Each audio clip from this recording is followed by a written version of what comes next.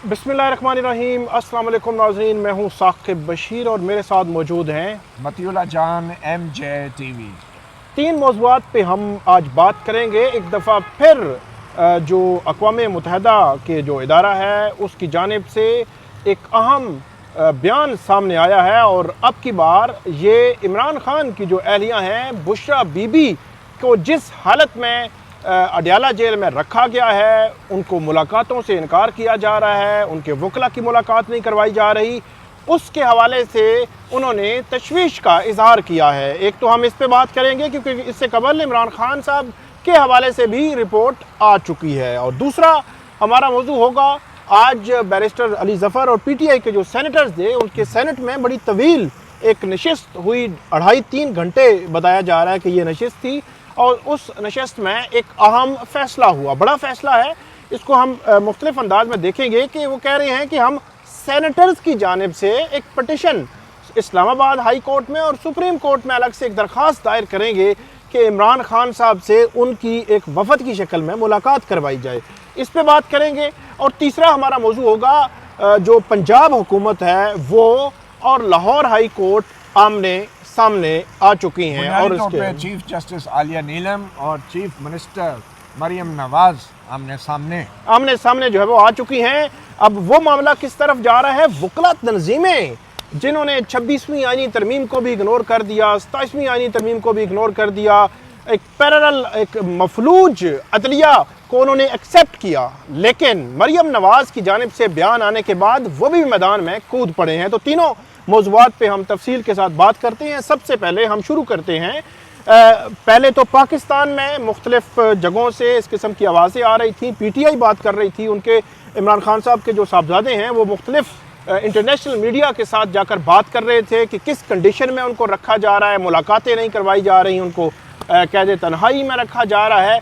अब जो है वो बैनुल अक़वामी इदारे भी उस पर बात करना शुरू हो गए हैं। इमरान खान साहब के बाद अब बुशरा बीबी पर बात की है। UN की जानिब से जो एक एक्सपर्ट्स हैं उनकी बात, उन्होंने स्टेटमेंट जारी की है जिसमें तकरीबन 4 चीज़ें जो है वो उनका उन्होंने हवाला दिया है। एक तो उन्होंने इस कंडीशन का हवाला दिया है कि जिस कंडीशन में बुशरा बीबी को रखा गया है उस पर उन्होंने क्वेश्चन मार्क रखा है। वकला की फैमिली की मुलाकात जो है वो नहीं करवाई जा रही, और कैद तन्हाई की उन्होंने बात की है। तो 4 चीज़ें हैं जो इमरान खान साहब की हवाले से भी स्टेटमेंट थी, और अब ये स्टेटमेंट, तो इसकी कितनी अहमियत आप समझते हैं इस किस्म की स्टेटमेंट्स की? साकिब बशीर, इसकी बहुत अहमियत है अगर हम समझें तो। एक तरफ तो पाकिस्तान सफारती महाज पे आए रोज़ अपनी कामयाबी के झंडे गाड़ने का दावा करता है।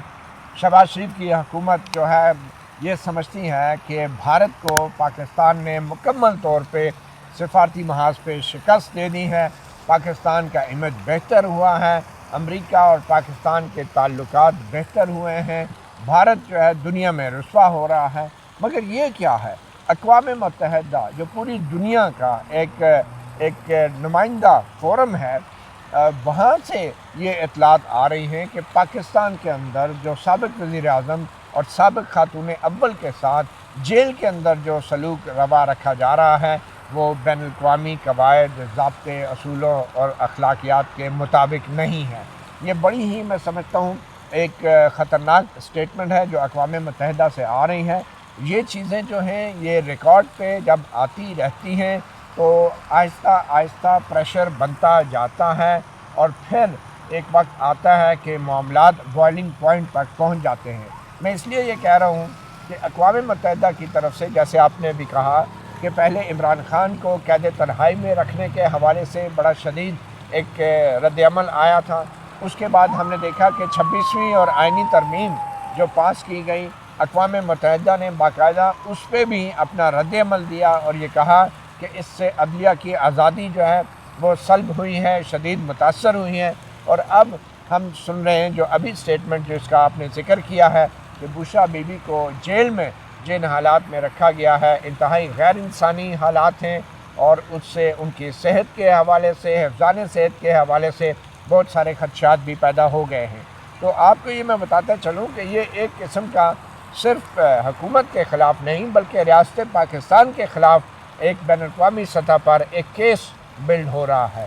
कल اگر خدا نہ خواستہ Pakistan Tehreek Insaf international court of justice میں جائے گی تو اقوام متحدہ کی طرف سے جاری کیے گئے یہ تمام بیانات جو ہیں وہ ان کے پریئر کو، ان کی کسی بھی ایسی پلی کو وہ تائید کریں گے، وہ سپورٹ کریں گے، اور خدا نہ خواستہ پاکستان کے خلاف کسی قسم کی رائے اگر کسی بین الاقوامی فورم سے آتی ہے تو وہ پاکستان کے لیے کوئی اچھی خبر نہیں ہوگی۔ اور جتنی بھی ہم سفارتی کامیابیوں کے دعوے کر رہے ہیں وہ تمام سفارتی کامیابیاں ہماری جو ہیں وہ ضائع ہو جائیں گی، اور پاکستان کی حکومت کو جو وضاحت اپنی عوام کو وہ نہیں دے رہے وہ عالمی سطح پر وہ وضاحتیں دینی پڑیں گی، چاہے وہ اقوام متحدہ ہے یا دوسرے فورم سے۔ تو میرا خیال ہے یہ بڑی ہی خطرناک بات ہے۔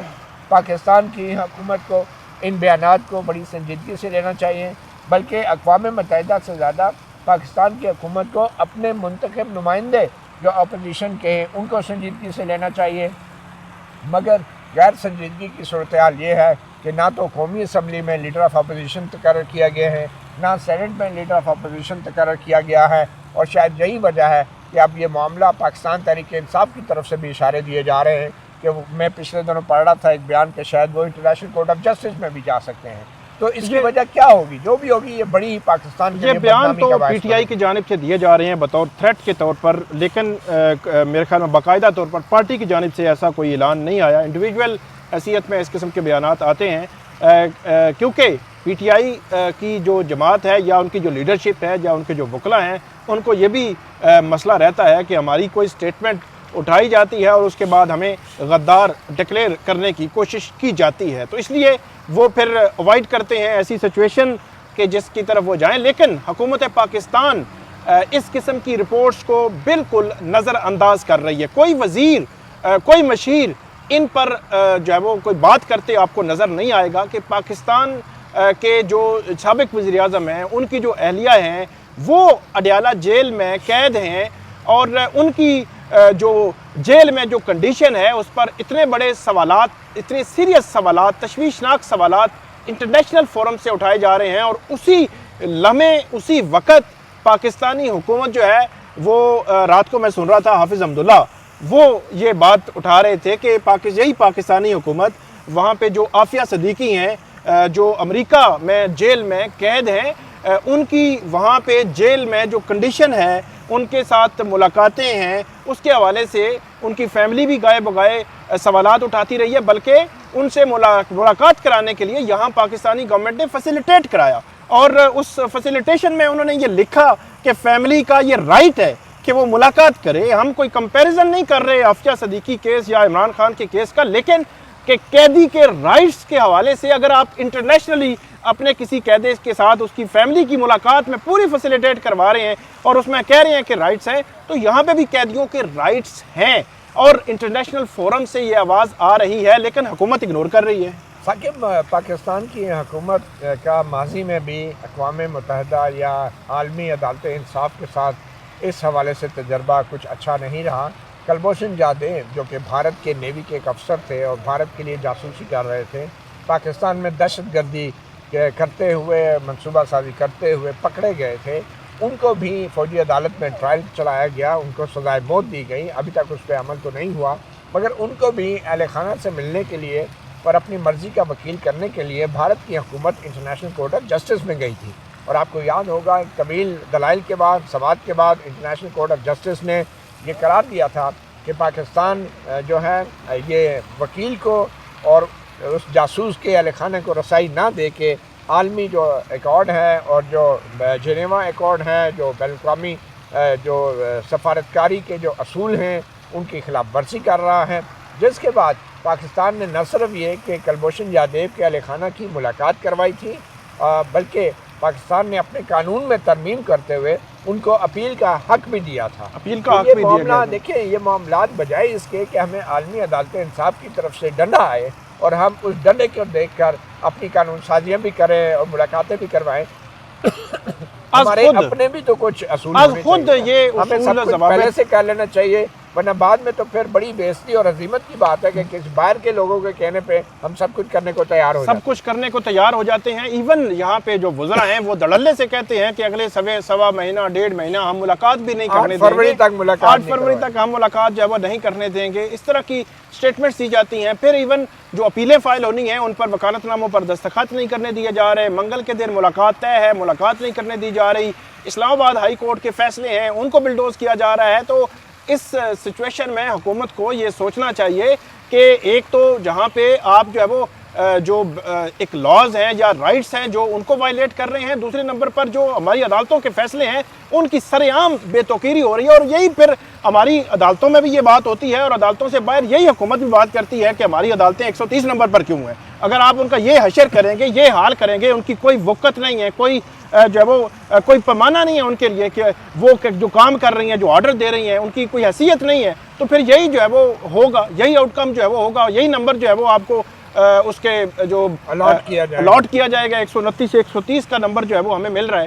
تو بہرحال یہ صورتحال ہے. اسی سے ہی جڑا ہوا معاملہ ہے دوسرا. آج بیرسٹر علی ظفر جو ہے انہوں نے کہا ہے کہ ہم نے 2.5-3 گھنٹے جو ہمارے سینیٹرز تھے پی ٹی آئی کے, انہوں نے میٹنگ کی ہے اور اس میٹنگ میں ہم نے یہ طے کیا ہوا ہے کہ سینیٹرز کی جانب سے وہ درخواست گزار ہوں گے. ان کی جانب سے ایک پٹیشن اسلام آباد ہائی کورٹ میں اور ایک درخواست جو ہے وہ سپریم کورٹ میں دائر کی جائے گی. میرا خیال یہ ہے کہ سپریم کورٹ کی بجائے وہ ہو سکتا ہے آئینی عدالت میں دائر ان کو کرنی پڑے گی, جہاں تک مجھے لگتا ہے. تو اس پہ کیونکہ اس سے قبل عمران خان صاحب کی طرف سے, وزیر اعلیٰ کی طرف سے آتی رہیں درخواستیں, ان پر تو عمل نہیں ہوا. تو یہ پارلیمنٹیرینز, وہ پارلیمنٹ جو ہے وہ کہا جاتا ہے کہ پارلیمان ہے اور سپریم ہے, اور اس کے حوالے سے تو پارلیمنٹیرینز جو ہیں, کیا یہ اگر درخواست گزار بن کر اسلام آباد ہائی کورٹ کے سامنے جسٹس سرفراز جوگر صاحب کے سامنے جائیں گے, تو آپ کو لگتا ہے کہ جسٹس قاضی فائز عیسیٰ کی کورٹ ہو, جسٹس امین الدین خان کی ہو یا جسٹس سرفراز جوگر کی, وہ ان کو کوئی اس حوالے سے ریلیف دے سکتے ہیں یا دیں گے؟ دیکھیں جی, یہ تو نون لیگ اور پیپل پارٹی کی پارلیمنٹ ہے. یہ انہوں نے ذاتی جہاگیر بنائی ہوئی ہے. سینٹ جو ہے انہوں نے گڑی خدا بخش بنایا ہوا ہے. قومی اسمبلی کو جاتی عمرہ بنا ہوا ہے. ایاز صادق قومی اسمبلی کے اسپیکر ہیں نون لیگ کے. سینٹ یوسف رضا گیلانی صاحب بیٹھے ہیں. اوقات اس پارلیمنٹ کی یہ ہیں کہ پارلیمنٹیرین بجائے اس کے کہ ایک استحقاق, تحریک استحقاق پیش کریں سینٹ میں اور یہ طلب کریں وفاقی وزیر داخلہ کو, طلب کریں جو متعلقہ جیل کے حکام ہیں ان کو کہ بھئی جیل مینول کے مطابق اہل خانہ سے ملاقاتیں کیوں نہیں ہوتی, ان کے جو رفقا ہیں, دوست ہیں, سیاسی رفقا ہیں, کارکن ہیں, لیڈران ہیں, ان سے ملاقات کیوں نہیں ہوتی, بجائے اس کے کہ سینٹ کے اندر یہ تحریک استحقاق موو ہو اور طلب کر کے سینٹ کا جو اسپیکر ہے, جو چیئرمین ہے, وہ رولنگ دے کہ بھئی یہ حق ہے, یہ بنیادی حق ہے کہ جیل کے اندر سابق وزیر اعظم کو جو ہے ملاقات ان کی کرائی جائے. اب یہ جو سینیٹر حضرات ہیں, یہ مت دیکھیں کہ یہ پی ٹی آئی کے ہیں یا کسی اور جماعت کے ہیں, آپ یہ دیکھیں کہ یہ سینیٹر ہیں. یہ اپنے آپ کو ایوان بالا کے رکن کہتے ہیں. اور یہ اب کشکول لے کے کس کے سامنے جائیں گے؟ سرفراز جوگر, چیف جسٹس اسلام آباد ہائی کورٹ. یہ کشکول لے کے جائیں گے کہ جناب ہماری پارلیمنٹ کی تو کوئی وقت نہیں ہے, ہماری پارلیمنٹ کا تو کوئی اختیار نہیں ہے, ہماری پارلیمنٹ کی جو اسٹینڈنگ کمیٹیاں ہیں وہ تو بے وقت ہو چکی ہیں جس کے اب پی ٹی آئی والے ویسے ممبر نہیں ہیں. تو میرا یہ خیال ہے کہ یہ بڑی بے عزتی کی بات ہے, لیکن یہ کوئی بے عزتی پہلی بار نہیں ہوگی پارلیمنٹ کی. اس سینٹ کے ساتھ کیا کچھ نہیں ہوا ماضی میں, اور آج تک اس کا یہ سینٹ کچھ نہیں بگاڑ سکی. بیرسٹر مصطفیٰ نواز کھوکر پیپل پارٹی کے تھے اس وقت, مصدق ملک جو ہیں نون لیگ کے تھے اس وقت, خفیہ کیمرے پکڑے گئے تھے یہاں سینٹ کے الیکشن کے چیئرمین کے الیکشن کے دوران, اس کا کیا بگاڑ لیا. اور پھر یہ نون لیگ کی جو قومی اسمبلی ہے, ایاز صادق صاحب اس کے والی وارث ہیں, پارلیمنٹ کے اندر سے گھسیٹ کے ایم این ایز اور ایم پی ایس کو اسلام آباد پولیس اور انسداد دہشت گردی کی پولیس نے ان کو اریسٹ کیا تھا. لیکن ایاز صادق صاحب نے اس وقت تو یہ بھی بڑک ماری تھی کہ میں تو سوچ رہا ہوں استعفیٰ دے دوں, اور پھر پتہ نہیں کیا ہوا, وہ شاید بھول ہی گئے. آج تک اس کے اوپر بھی کوئی کارروائی نہیں ہوئی. تو پارلیمنٹ کی جو وقت ہے, جو عزت اور وقار ہے, وہ تمام پارلیمنٹیرینز کے استحقاق کے ساتھ جڑا ہوا ہے. اگر وہ ایاز صادق اور یوسف رضا گیلانی یہ سمجھ رہے ہیں کہ یہ تو پی ٹی آئی والے ہیں اور یہ ان کو کشکول دے کر یہ اسلام آباد ہائی کورٹ کی طرف بھیج دیں گے کہ جائیں آپ عدالت سے کر لیں, تو میرے خیال میں ایاز صادق صاحب اور یوسف رضا گیلانی صاحب جو ہیں اس پارلیمنٹ کی بے توقیری کرنے میں ان کا سب سے بڑا کردار ہوگا. سب سے بڑا کردار کوئی عزت نہیں ہے اس پارلیمنٹ کی, لیکن یہ دو لوگ جو ہیں نا, یہ تاریخ میں لکھا جائے گا کہ ان لوگوں نے اپنی پارلیمنٹ کو ایک ہائی کورٹ کے دہلیز کے اوپر ایک لاوارث اور لاوارث بچے کی طرح پھینک دیا تھا. اور حالت یہ ہے کہ جو اسپیکر قومی اسمبلی ہیں ایاز صادق صاحب, نہ تو وہ قومی اسمبلی میں جو اپوزیشن لیڈر ہیں وہ ان کا نوٹیفیکیشن کر رہے ہیں, ان کے لیے نامزدگی جو ہے محمود خان اچکزئی کی صورت میں ان کے نام کے ساتھ جو نامزدگی جنہوں ایم این ایز نے کی ہے وہ دی ہوئی ہے, لیکن اس کے باوجود وہ ان کا نوٹیفیکیشن نہیں کر رہے. یوسف رضا گیلانی صاحب جو ہے وہ راجہ ناصر عباس ان کے اپوزیشن لیڈر کی نوٹیفیکیشن کے لیے نامزدگی گئی ہوئی ہے, وہ ان کا جو ہے وہ نوٹیفیکیشن نہیں کر رہے. کوئی وجہ ان کے پاس نہیں ہے, ان کے سامنے نہیں ہے, بلکہ یوسف رضا گیلانی صاحب تو وہ ابڑو صاحب جنہوں نے 27ویں آئینی ترمیم کے حق میں ووٹ دیا تھا, ہم سینٹ میں موجود تھے, تو یوسف رضا گیلانی صاحب ایک بندہ جو ہے اس نے اپنی پارٹی کی پالیسی کے خلاف جا کر جناب ووٹ دیا, تو اس کو جناب تالیاں بجا رہے تھے کہ ہم کروا لیں گے آپ کو سینٹ دوبارہ کروا لیں گے. اور بڑی ایک عجیب سی سچویشن ہے بے توقیری کی. یوسف رضا گیلانی جی یوسف رضا گیلانی سینیٹر اعجاز چودھری کے پروٹیکشن آرڈر جاری کیے تھے, ان پہ کوئی عمل نہیں ہوا, کوئی عمل درآمد بھی نہیں ہوا. پھر انہوں نے کہا جی ہم کسی کمیٹی کو بھیجتے ہیں, عمل درآمد کیوں نہیں ہوا, کوئی اس کے بعد کوئی رپورٹ ہی نہیں ہے. سینیٹر اعجاز چودھری 1.5-2 سال, اس کے بعد تو ان کو جو ہے وہ 9 مئی میں نااہل کر دیا گیا, لیکن 1.5-2 سال وہ جیل میں رہے. ان کے جو ہے وہ پروڈکشن آرڈر جاری ہوتے رہے, لیکن ان پر کبھی بھی, پہلے تو انہوں نے پروڈکشن آرڈر جاری نہیں کر رہے تھے, ہمت کی جاری کرنے کی, ان پر عمل درآمد نہیں کروایا, اور باتیں ان سے کروا لیں کہ ہم جو ہے وہ بڑے جمہوریت کے چیمپئن ہیں اور ہم پارلیمان کی سپریمیسی اور اس کی بات کرتے ہیں, لیکن جب ان کے اپنے اوپر آتی ہے تو بھاگ جاتے ہیں. ایم این ایز کی جس طرح آپ نے بات کی, ان ایم این ایز میں جو وہ تھے, جو لوگ تھے, وہ کہتے ہیں کہ ہم ایاز صادق صاحب کو کال کرتے رہے کہ ہم پارلیمنٹ کے اندر موجود ہیں, ہمیں جو ریسکیو کریں, لیکن انہوں نے کچھ بھی نہیں کیا, اور اس کے بعد ان کو اٹھا کے لے گئے, ان کے خلاف دہشت گردی کے مقدمے بن گئے. لیکن یہ اپنے ایم این ایز کے تحفظ کے لیے ایاز صادق صاحب کچھ نہیں کر سکے, اور اب جو ہے وہ سارے سینیٹر جا رہے ہیں جی ہم جو ہے وہ ڈوگر صاحب کے سامنے جائیں گے, یا افریدی یا امین الدین خان کے سامنے جائیں گے, یہ مہربانی کریں ہماری ملاقات کرا دیں. اگلی بات بھی متی صاحب ہم پہلے ہی ہمارے اپنے جانے والوں کو بتا دیں کہ وہ ملاقات کبھی نہیں کروائیں گے, اب وہ کروا بھی سکتے نہیں ہیں. وہ جن سے یہ فارم 47 لے کر آئے ہیں وہ ان کو کیسے حکم دیں گے؟ جی تو یہ جو عدلیہ کی صورتحال ہے, جو سچویشن ہے, جو 26ویں 27ویں آئینی ترمیم کے بعد جس نہج پہ پہنچا دیا گیا ہے, اس میں یہی ہے. پھر اسلام آباد ہائی کورٹ کی ایک اور جو مثال ہمارے سامنے ہے, 24 مارچ کو خود اسلام آباد ہائی کورٹ کے لارجر بینچ 3 ججز نے فیصلہ دیا تھا کہ منگل جمعرات کو ملاقاتیں ہوں گی. اس میں توہین عدالت کی درخواستیں بھی آ گئی. اسلام آباد ہائی کورٹ سمجھتی ہے کہ توہین عدالت کی درخواستیں انہوں نے کبھی فکس نہیں کی, وہ سمجھتی ہے کہ ہماری بے توقیری ہوتی ہے تو ہوتی رہے, ہمارا فیصلے پر عمل درآمد نہیں ہو رہا تو نہ ہو, ہم جو ہے وہ اس میں نہیں جائیں گے. تو اس سے آپ اندازہ لگا سکتے ہیں کہ ہماری عدلیہ کی سوچ کیا رہ گئی ہے. میرے خیال میں جو پی ٹی آئی کے سینیٹر ہیں, بلکہ تحریک تحفظ آئین پاکستان کی جماعتوں کے بھی جو لوگ ہیں, ان سب کو اپنی قمیضیں اتار کے ایک علامتی طور پہ کشکول گلے میں ڈال کے, اور کشکول کے اندر لکھا ہو جی ہمیں انصاف کی بھیک دے دیں, چیف جسٹس سرفراز ڈوگر کی عدالت کے سامنے باہر جا کے بیٹھ جانا چاہیے کہ جی ہم, اور آپ کس سے انصاف مانگ رہے ہیں؟ وہ کہتے نا کہ میر کیا سادہ ہیں کہ بیمار ہوئے جس کے سبب اسی عطار کے لوڈے سے دعا لیتے ہیں. چیف جسٹس سرفراز ڈوگر کیا کریں, ان کے اپنے حکم پہ عمل نہیں ہو رہا. یہ اور بات ہے کہ ان کو کوئی پرواہ نہیں ہے. 24 مارچ کے ان کے آرڈر پہ ابھی تک عمل نہیں ہوا. سینیٹر انہی کے پاس جا رہے ہیں کہ جناب آپ کے حکم پہ تو عمل نہیں ہوا, اب ہمارے لیے حکم دے دیں. یہ کوئی عجیب سی بات نہیں لگتی ہے؟ بہت ہی عجیب سی بات لگتی ہے. بہرحال وہ ایک اٹیمپٹ جو ہے وہ کرنے جا رہے ہیں. وہ کہتے ہیں 2.5-3 گھنٹے کی ڈسکشن کے بعد ہم نے یہ فیصلہ کیا کہ ہم جو ہے وہ یہ رستہ جو ہے وہ اپنائیں گے اور اس رستے پہ جائیں گے. تو اسی اب تیسرا معاملہ بھی کوئی جوڈیشری کے ساتھ جڑا ہوا ہے, وہ ہے پنجاب, جہاں پہ عالیہ نیلم جو چیف جسٹس ہیں لاہور ہائی کورٹ کی, اور مریم نواز ہیں پنجاب کی چیف منسٹر, دونوں آمنے سامنے آ چکی ہیں. اور معاملہ ہے جو ایک آرڈیننس لایا گیا تھا, جو وہاں پہ جو جگہیں ہیں لوگوں کی, ان کے حوالے سے جو بیوروکریسی ہے, ضلعی انتظامیہ ہے, ڈی سی ہیں, ان کو یہ اختیارات دیے گئے تھے کہ لوگوں کے جو پراپرٹی کے جو ایشوز ہیں ان کے حوالے سے کہ وہ ایک سرٹن ٹائم دیا گیا کہ اس ٹائم میں وہ بلا کر وہ قبضے لے کر لوگوں کو دیں. تو اس معاملے میں یہ جو ہے وہ معاملہ پہنچا لاہور ہائی کورٹ میں چیف جسٹس عالیہ نیلم کی عدالت میں. وہاں پہ تقریباً 10 درخواست گزار گئے. ایشو یہ ہے کہ جو عالیہ نیلم یا لاہور ہائی کورٹ کہہ رہی ہے کہ یہ ایک پیرلل ایک عدالتی نظام کھڑا کر دیا ہے جو ضلعی انتظامیہ ہے یا ڈی سی کی شکل میں, کہ جو وہ فیکٹس کو نہیں دیکھ رہے یا انہوں نے رولز نہیں بنائے. آج پتہ چلا کہ انہوں نے رولز ہی نہیں بنائے جو اس لا کے تحت بننے تھے. اس کے بغیر ہی انہوں نے اس پر عمل درآمد شروع کر دیا.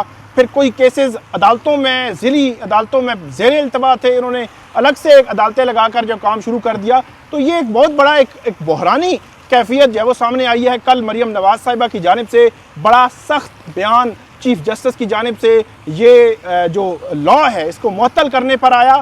پھر سپریم کورٹ بار ایسوسی ایشن بولی, پاکستان بار کونسل بولی, لاہور ہائی کورٹ بار بولی. پھر احسن بون صاحب کو میں سن رہا تھا کہ اب دیکھیں آپ مریم نواز صاحبہ کو, انہوں نے کہا کہ پنجاب حکومت کے اس ایکٹ کی ہم مذمت کرتے ہیں, اور انہوں نے یہ کہا کہ آپ اس طرح کریں, ایک ایم پی اے کو یہ اختیار دے دیں کہ وہ جائیں اپنے حلقوں میں اور لوگوں کے فیصلے کریں اور سارا کچھ جو ہے وہ کرتے رہیں, اور ایک پیرلل نظام جو ہے وہ آپ نے کھڑا کر دیا ہے اور ہم اس کی جو ہے وہ پرزور الفاظ میں مذمت کرتے ہیں. ویسے ایڈوکیٹ احسن بھون اور ان جیسے وکلا کی روزی پہ بھی لات مار رہی تھی مریم نواز. میں یہ نہیں کہہ رہا کہ مریم نواز نے جو نیا قانون بنایا وہ کوئی بہت اچھا ہے, مگر شاید مریم نواز بھول گئی تھی کہ جب بھی کوئی سیاستدان اپنے آپ کو وزیر اعظم یا وزیر اعلیٰ سمجھنا شروع ہو جاتا ہے اور کوئی ایسا بڑا اقدام کرتا ہے جس سے وہ پاپولر ہو سکتا ہے, اور اس میں کوئی شک نہیں کہ مریم نواز نے یہ کوشش کی, کیونکہ پاکستان کی عدلیہ میں جو 80% مقدمات ہیں وہ پراپرٹی سے جڑے ہوئے ہیں, ناجائز قبضوں سے جڑے ہوئے ہیں, زمینوں کے جھگڑے ہیں, وراثت کے جھگڑے ہیں. تو اگر مریم نواز نے اپنی طرف سے ایک کوشش کی کہ ان مسائل کو حل کرنے کی, تو سب سے پہلے جن کی نوکریاں, جن کی روزی روٹی پہ لات لگی وہ یہ وکلا اور یہ ججز ہیں, ٹھیک ہے نا. اور شاید یہی وجہ ہے. اب میں یہ سمجھتا ہوں کہ کوشش اچھی تھی, شاید نیت اچھی تھی مریم نواز کی, لیکن اس کے کرنے کا طریقہ بڑا غلط ہو گیا. طریقہ انہوں نے یہ کیا کہ وفاق کے اندر تو 26ویں 27ویں ترمیم لا کے انہوں نے ایک آئینی عدالت بنا دی اور بہت سارے مقدمات اپنی پسند کے ججوں کے سامنے لگا دیے. تو مریم نواز سے یہ غلطی ہوئی کہ کوئی صوبے کے اندر کوئی الگ سے ٹرائبونل یا عدالتی فورم بنانے کے بغیر ہی ڈپٹی کمشنر اور اسسٹنٹ کمشنر اور پولیس والوں کو اختیار دے دیے کہ بھئی آپ جائیں, جس کی شکایت پہلے آ جائے آپ اس سے زمین چھین کر اس کو پکڑا دیں اور اس کو قبضہ دلوا دیں, اور اس سے چھین کے اس کو پکڑا دیں.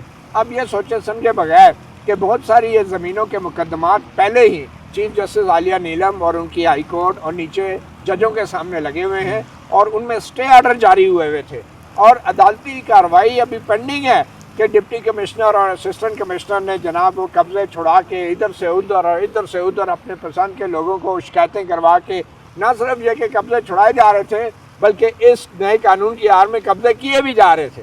تو یہ سارا مسئلہ ایک قدرتی طور پہ عدالت کا نظام سارا دھرم برم ہو گیا, کیونکہ جیسے میں نے کہا کہ 80% مقدمات تو ہیں ہی سارے پراپرٹی سے ریلیٹڈ. پنجاب سب سے بڑا صوبہ ہے اور سب سے بڑی عدالت بھی ہائی کورٹ کی جو ہے وہ پنجاب کی ہے, 60 ججز ہیں. تو وہ کیا کرتے ہیں, اگر یہ سارے مسئلے زمین کے حل ہو جاتے تو یہ 60 ججز بیٹھ کے مکھیاں مارتے, کیونکہ ان کی تو نوکریاں ہی جو ہیں زمین کے جھگڑوں سے چل رہی ہیں, ٹھیک ہے نا. تو مجھے یہ لگتا ہے کہ قانون کو تھوڑا سا دیکھ بھال کے اگر کیا جاتا معاملہ تو شاید مریم نواز اس میں کامیاب ہو جاتی. ہوا یہ کہ انہوں نے انتظامی افسران کو قبضے چھڑوانے اور قبضے کروانے کے اختیار دے دیے, اور یہ سوچے سمجھے بغیر کہ بہت ساری زمینوں کے جھگڑے عدالتوں میں پینڈنگ ہیں. اگر تھوڑا سا سوچتی مریم نواز تو قانون یہ بناتی, عدالتوں کو باؤنڈ کرتی کہ ان مقدمات کا فیصلہ جلدی کریں, ان مقدمات کا کوئی ٹائم فریم بنایا جائے, یا چیف جسٹس جو ہے ان کو ریکویسٹ کرتی ہیں جو بھی الگ سے بینچ بنا دیتی, بینچز بنا دیتے, اور نیچے ججوں کو بھی وہ نئی قانون بنا کے مجبور کرتے کہ ان جائیدادوں کا فیصلے جلدی کریں. اور اس کے بعد آپ اپنا ڈیٹا تو کمپیوٹرائز کریں نا. آپ کا ڈیٹا جو ہے وہ ریلائبل نہیں ہے, آپ کے پٹوار خانے اگر ریلائبل نہیں ہیں تو مقدمات تو اسی وجہ سے بنتے ہیں کہ آپ کے پٹوار خانے اور آپ کے جو پٹواری ہیں سارے, ان سے آپ بھتے بھی جو ہے کرواتے ہیں مبینہ طور پہ, جلسے جلوس بھی کرواتے ہیں, اخراجات بھی کرواتے ہیں, پھر آپ انہیں کہتے ہیں کہ وہ ایماندار بھی رہیں اور ریکارڈ کے اندر کوئی گڑبڑ نہ کریں. یہ تو ممکن نہیں ہو سکتا. تو میرے خیال میں مریم نواز نے ایک وزیر اعلیٰ سیاستدان بننے کی کوشش کی، ایک بہت بڑا فیصلہ کیا جس سے وہ واقعی مقبول ہو سکتی تھی، مگر شاید کچھ قوتیں ہمارے ملک میں ایسی ہیں کہ نہ تو وہ کسی کو صحیح معنوں میں وزیر اعلیٰ بننا دیتی ہیں، نہ وزیر اعظم بننے دیتی ہیں، اور ان قوتوں نے اپنی جھلک جو ہے نا وہ ہمیشہ دکھاتی ہیں وہ عدلیہ کے ذریعے۔ اس میں جو وکلا ہیں، وکلا تنظیمیں ہیں، ان کو ہم نے 26ویں آئینی ترمیم میں خاموش دیکھا، 27ویں آئینی ترمیم میں خاموش دیکھا، اسلام آباد ہائی کورٹ میں 3 ٹرانسفر جج آگے، سمجھ آ رہی تھی کہ باقی ججز کو جو ہے پیچھے دھکیلنا جو ہے مقصود ہے۔ یہاں پہ ایک جج کو بغیر فیئر ٹرائل دیے ہوئے، بغیر ان کو سنے ہوئے، ان کو اٹھا کے گھر بھیج دیا گیا جج کی ڈگری کے معاملات پہ۔ اتنے بڑے ایشو ہوئے، نہ احسن بھون بولے، نہ Haroon Rashid Supreme Court Bar Association والے بولے، نہ پاکستان بار کونسل جو ہے بولی، لیکن یہاں پہ وہ کنڈیم کر رہے ہیں مریم نواز صاحبہ کو اور بول رہے ہیں اور پیرالل عدالتوں کی بات کر رہے ہیں۔ اب پیرالل عدالتیں ان کو زیادہ چبھ رہی ہیں اور جو عدالتیں مفلوج ہوئیں ان پہ انہوں نے کمپرومائز کیا ہے، اور یہاں پہ جو پیرالل نظام بنا دیا، جی، ایک پیرالل سپریم کورٹ بنا دی آئینی عدالت کے نام پہ، وہ کچھ نہیں تھا۔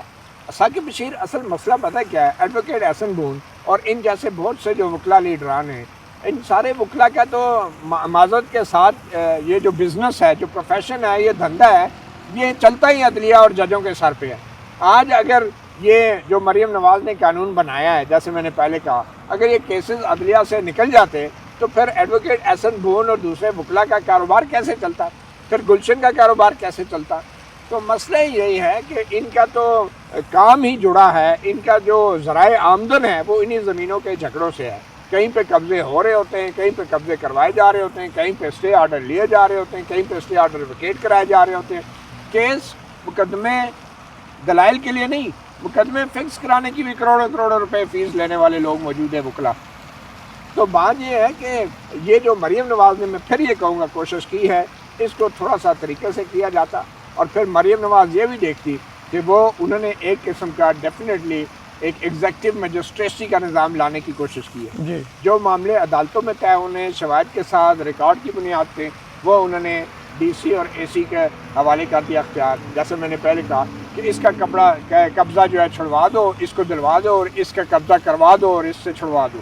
مطلب یہ اس طرح کے کام ہیں جو کہ میں نہیں سمجھتا کہ یہ معاملات بغیر ریکارڈ اور ثبوت، شواہد، گواہی، بیانات کے کیے جانے چاہیے، اور یہ معاملات صرف عدالتوں میں ہی طے ہو سکتے ہیں، عدالتوں میں ہی طے ہو سکتے ہیں۔ پھر فورمز ہوتے ہیں، قانون سازی مناسب ہونی چاہیے، قانون سازی مناسب طریقے سے ہونی چاہیے۔ شاید کوئی قانونی طور پر جو ان کو مشاورت بھی یا ان کو جو تجویز بھی کوئی ٹھیک طریقے سے نہیں دی گئی، کیونکہ یہ معاملہ ایسا نہیں ہے کہ آپ ایک محلے کے بڑے ہیں اور بارہ آپ نے معاملہ کر دیا اور جیسا تیسا ہی کر دیا۔ یہاں پہ فورمز اس لیے رکھے ہوئے ہیں کہ ایک عدالت اگر فیصلہ کر بھی دیتی ہے کسی فریق کے حق میں، اس کے پاس نیکسٹ فورم ہے، اس کے بعد نیکسٹ فورم ہے، اور اس میں شفافیت کے لیے یہ فورمز رکھے گئے ہوتے ہیں۔ ایسا بالکل بھی نہیں ہے کہ آپ ڈنڈے کے زور پہ سارا کچھ کو جو ہے کرنا شروع کر دیں۔ یہ دیکھیں نا کہ چیف جسٹس عالیہ نیلم نے یہاں تک کہہ دیا کہ اگر اس قانون پہ عمل اس طرح ہوتا رہا تو پھر جاتی عمرہ بھی ہاتھ سے نکل جائے گا۔ کل کوئی اور حکومت آئے گی، وہ ڈی سی کو کہے گی یہ جاتی عمرہ خالی کرا دو، جاتی عمرہ کسی اور نے دلوا دو، کسی اور کو دلوا دو۔ یہ بات تو صحیح ہے، لیکن میرا یہ خیال ہے کہ چیف جسٹس عالیہ نیلم کو کچھ دوسرے معاملات میں بھی سٹینڈ لینا چاہیے۔ بہت سارے معاملات ہیں جن کو ان کو سٹینڈ لینا چاہیے۔ پچھلے 2-3 سال میں ان کی جب سے وہ چیف جسٹس بنی ہیں، پنجاب میں بہت کچھ ہوا، لیکن انہوں نے بالکل خاموشی اختیار کیے رکھی ہے۔ بلکہ 8 فروری الیکشنز بھی ان کے زمانے میں یہی ہوئے، میرا خیال ہے ایگزیکٹلی، ان کے تعینات ہو چکی تھیں۔ 8 فروری الیکشن سے بعد ٹریبیونلز، اس کے بعد جو 9 مئی کے جو ججمنٹس آ رہی ہیں، ججمنٹس بہت، میں تو سمجھتا ہوں کیونکہ فیصلے آ چکے ہیں، ہم کھل کے ہم بات کر سکتے ہیں، بہت تشویشناک ہیں۔ ایسے ایک لگتا ہے کہ باٹا ریٹ طے کیا ہوا ہے۔ مطلب 9 مئی کے لاہور کے کیسز میں متی صاحب 6 یا 7 کیسز کے فیصلے آ چکے ہیں۔ 6 لیڈر ہیں پی ٹی آئی کے ان کیسز میں، 5 کو 10 سال قید اور ایک جو ہے وہ شاہ محمود قریشی صاحب بری، 5 کو 10 سال قید، ایک بری، 5 10 سال قید، ایک بری۔ یہ باٹا ریٹ چل رہا ہے، اور حیران کن طور پر ایک ہی قسم کے فیکٹ پہ، ایک ہی قسم کی دلیل پہ، ایک ہی قسم کے آرگومنٹ پہ اسی پہ ججمنٹ دیتے ہیں 7۔ اگر 7 ججمنٹس آپ نے ایک ہی پیمانہ رکھ کے دینی ہے تو آپ نے پھر یہ کیسز اکٹھے کیوں نہیں کیے؟ اکٹھے بیٹھ کے فیصلہ کر دیتے، اکٹھے ججمنٹ دے دیتے. تو الگ الگ اپیلیں بھی نہیں لگ رہی اپیلیں. اور جو 9 مئی کے گجرانوالہ کے لوگ ہیں، میرے خیال میں 2 سال ہو گئے ان کو سزائے ہوئے، ان کی اپیلیں نہیں لگ رہی.